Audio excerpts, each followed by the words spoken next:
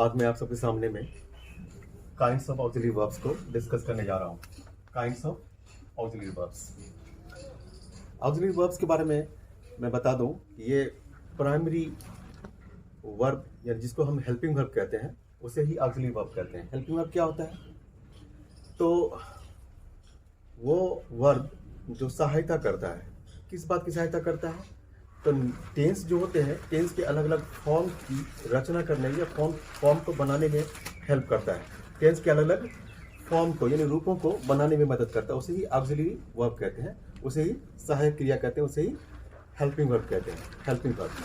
तो आज हम लोग डिस्कस करेंगे हेल्पिंग वर्ब को कि हेल्पिंग वर्ब। तो अब हम यहाँ आज जो हम डिस्कस करने जा रहे हैं वो काइंड्स ऑफ ऑक्सिलरी वर्ब्स। तो हम कह रहे हैं there are three kinds of there are three kinds of auxiliaries. There are three kinds of auxiliaries जिसको हेल्पिंग वर्ब भी कहते हैं। वो थ्री काइंड्स के होते हैं। पहला है प्राइमरी हेल्पिंग वर्ब।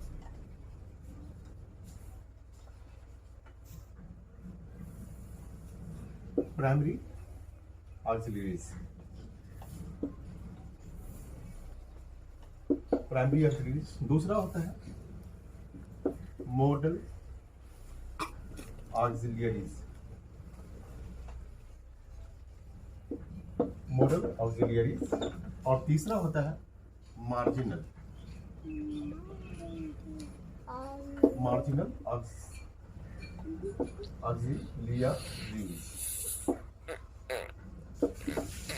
अब हम यहाँ प्राइमरी ऑक्सिलरीज की बात करें तो इसको हम तीन कैटेगरी में बांट के देख सकते हैं।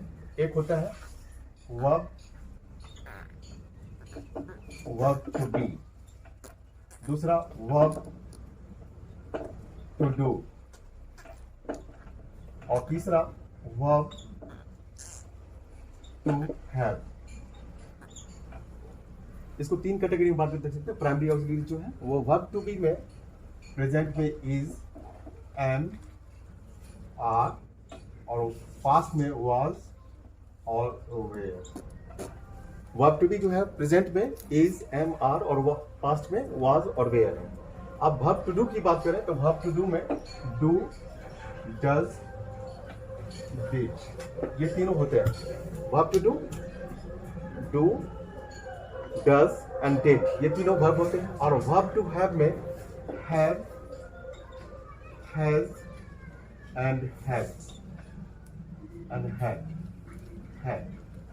verb to have में have, has and had, ये तीनों होते हैं। अब यहाँ फिर से देख लें इसको। verb to be में is, am, are, was और were। तो ये जो तीनों है is, am, are, ये प्रेजेंट में इसका प्रयोग होता है और was और were का पास्ट में इस्तेमाल होता है, पास्ट में प्रयोग होता है।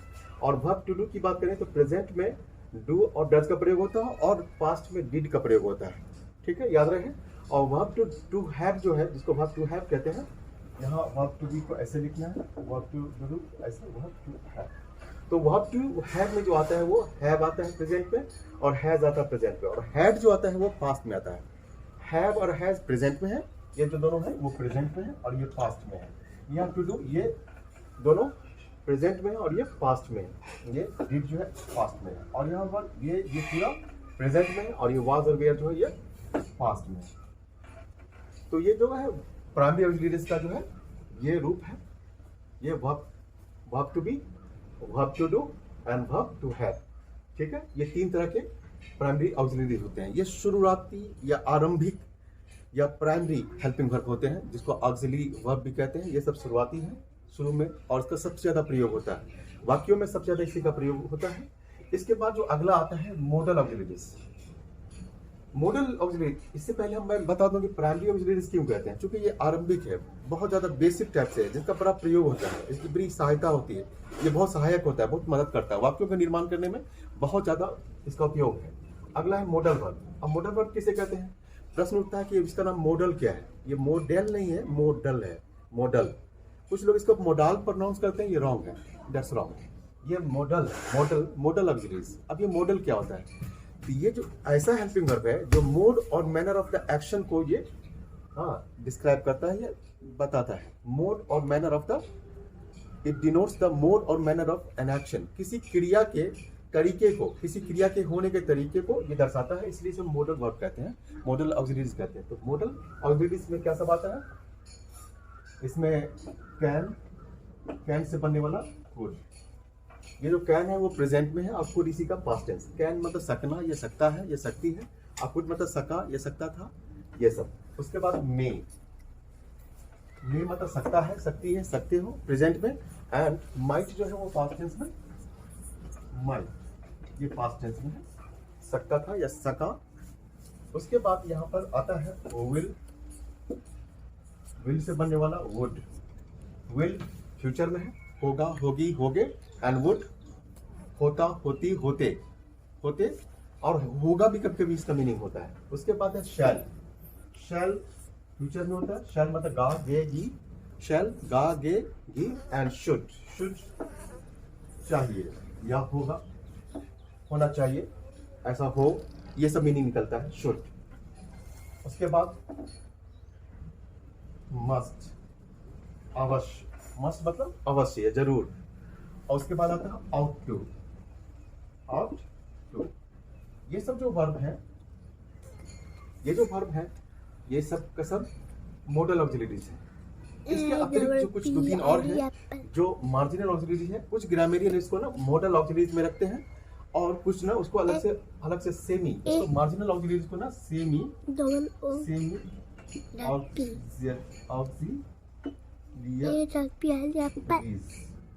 इसको सेमी ऑक्सिलरीज भी कहते हैं। मार्जिनल ऑक्सिलरीज को सेमी ऑक्सिलरीज।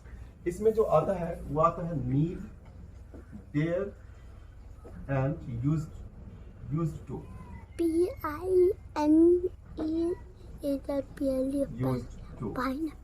ये तीन जो हेल्पिंग वर्ब है, मार्जिनल हेल्पिंग वर्ब है, वो नीड है, डेयर है और यूज्ड टू, ये तीनों इसमें आता है, मार्जिनल ऑक्सिलरीज में आता है। इससे पहले मॉडल ऑक्सिलरीज की बात में हमने देखा कि can, could, may, might, will, would, shall, should, must, ought to. उसके बाद आता है need and dare and used to, ये तीन आता है। तो जरा सा मैं बात कर लूं मॉडल ऑक्सिलरीज के बारे में, कुछ बात कर लूं मैं। मॉडल ऑक्सिलरीज है क्या? ये किसी न किसी काम के मोड और मैनर ऑफ द एक्शन को दर्शाता है, किसी काम के होने के तरीके को दर्शाता है। उसकी बात जरा कर ले। अब अगर मैं एक सेंटेंस बोलूं, मैं यहां लिख रहा हूं,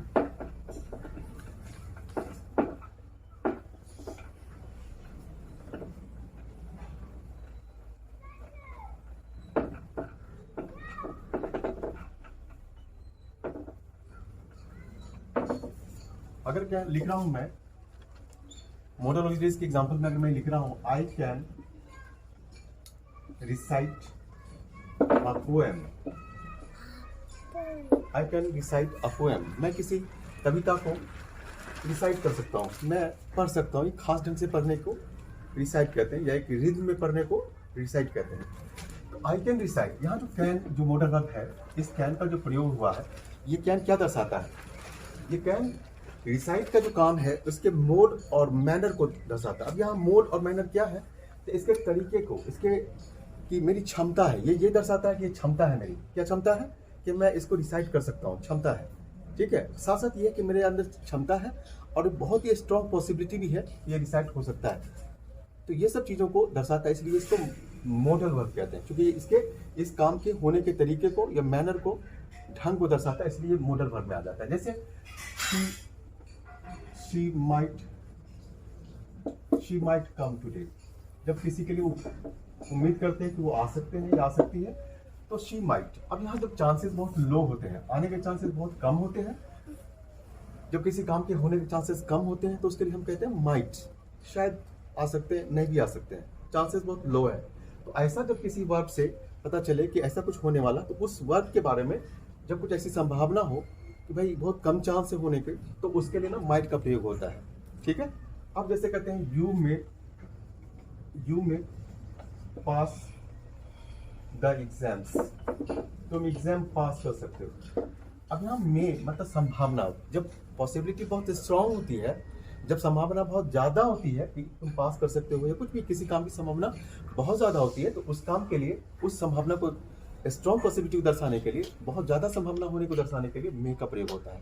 यही सब होता है मोड और मैनर ऑफ द एक्शन। इसीलिए ऐसे हेल्पिंग वर्ब को मोडल हेल्पिंग वर्ब या मोडल ऑक्सिलरीज कहते हैं।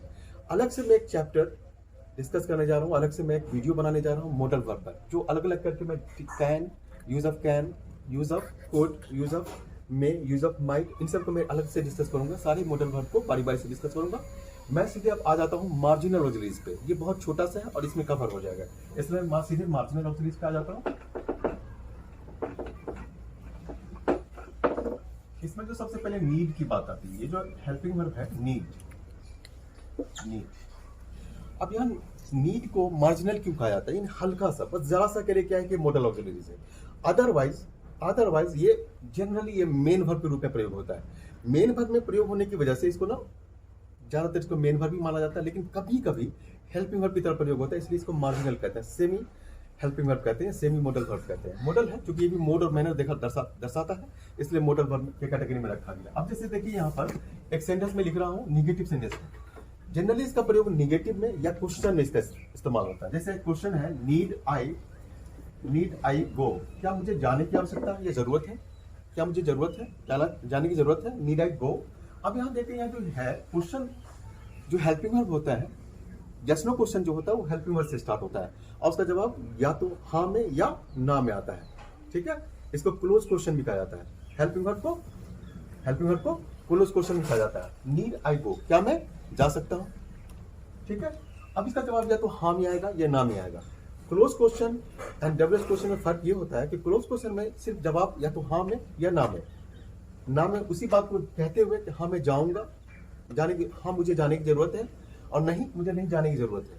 तो उससे बाहर हम जवाब नहीं दे सकते हैं। या तो हाँ में कहें तो हाँ मैं हाँ मुझे जाने की जरूरत है, और नहीं मुझे जाने की जरूरत नहीं है। इतनी बात से बाहर जाने की गुंजाइश नहीं है। लेकिन डबल क्वेश्चन के जवाब देने में, जैसे कोई पूछता है व्हेन डू यू कम, तो उसमें जवाब में कई तरह से जवाब हो सकता है। I come at 7 o'clock, I come in the evening, I come in the afternoon, I come on Monday, I come every month, ऐसा कुछ करके जवाब हो सकता है। तो बहुत ज़्यादा ऑप्शन होता है। वो बिल्कुल ओपन क्वेश्चन की तरह होता है, उसका जवाब बहुत सारा कई तरीके से आ सकता है। लेकिन ये जो है यस नो क्वेश्चन होता है, क्लोज क्वेश्चन होता है। तो चलिए बात आती है यहाँ पर नीड की। अब यहाँ देखिए नीड ना हेल्पिंग वर्ब के रूप में प्रयोग हुआ है। अब एक सेंटेंस में दे रहा हूँ यहाँ जो मेन वर्ब की तरह प्रयोग होता है। जैसे आई नीड अ बुक, मुझे एक बुक की जरूरत है। अब यहाँ नीड जो है, ये जो नीड है ये मेन वर्ब की तरह काम कर रहा है। ये इस क्रिया का करने वाला कौन है? आई है, और आई के द्वारा जो क्रिया किया जा रहा है उसका असर इस पे पड़ रहा है, और इस क्रिया का जो इम्पैक्ट पड़ रहा है वो बुक पे पड़ रहा है। ठीक है, इस क्रिया का जो किया जा रहा है, इस क्रिया के किए जाने का जो असर है वो बुक पे पड़ रहा है। ये ऑब्जेक्ट हो गया। तो ये ऑब्जेक्ट है, ये वर्ब है, ये मेन वर्ब है। बेसिकली ये मेन वर्ब, और यहाँ ये सब्जेक्ट है। अब यहाँ ये देख लें, ये जो सेंटेंस है ये यहाँ पर मॉडल वर्ब का इस्तेमाल हुआ। अब फिर एक और सेंटेंस देखते हैं, ही नीड नॉट गो, उसे जाने की जरूरत नहीं है। यहाँ हेल्पिंग वर्ब है। अब कोई कहेगा कि यहाँ पर नीड्स क्यों नहीं हुआ? क्योंकि ये मेन वर्ब नहीं है। मेन वर्ब होगा, मेन वर्ब में ही हम V1 या V5 कर सकते हैं। मेन वर्ब भी जो है उसमें V5 हो सकता है third person singular number subject के साथ। लेकिन चूंकि ये हेल्पिंग वर्ब है, इसका रूप नहीं बदलेगा, इसका फॉर्म नहीं बदलेगा। हेल्पिंग वर्ब ये नॉट के पहले आई है, जो एडवर्ब है ना नॉट, इसके पहले आया है। यही पहचान है इसकी कि ये हेल्पिंग वर्ब है। ठीक है, और यह जो मेन वर्ब है यहाँ पर मेन वर्ब आया। ठीक है, तो ये जो यहाँ है ये मार्जिनल या सेमी मॉडल वर्ब है। मार्जिनल ऑक्सिलरी है या फिर सेमी मॉडल वर्ब है। चलिए मैं अगला नीड के बाद में आप अगला बात कर लूँ किसकी? डेयर की बात करूँ। डेयर की बात करूँ, जैसे ही डेयर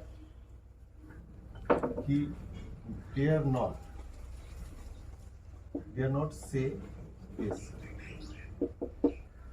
तो यहाँ फिर से नॉट आ गया, तो नीड नॉट या डेयर नॉट। अब देखें कि अब यहाँ नॉट से पहले आया डेयर, तो ये मॉडल ऑक्सिलरीज हो गया। ये मॉडल सेमी मॉडल, इसको कहते हैं सेमी मॉडल ऑक्सिलरी। जैसे यहाँ पे सेमी मॉडल ऑक्सिलरी, ये भी सेमी मॉडल, जिसको मार्जिनल ऑक्सिलरी भी कहते हैं। मार्जिनल मतलब जरा सा के लिए हेल्पिंग वर्ब है, अदरवाइज मेन वर्ब तो यहाँ पर है। Main verb. ठीक है, अगर इसी को अगर हम कहें he dare he dares to do this, he dares to do this। अब यहाँ देख रहे हैं डेयर जो है वो मेन वर्ब का काम कर रहा है, ये यहाँ मेन वर्ब का काम कर रहा है। तो इसी तरह से फिर यूज्ड टू की बात आती है, he used to do this, he used to do this। अब यहाँ used to जो हेल्पिंग वर्ब है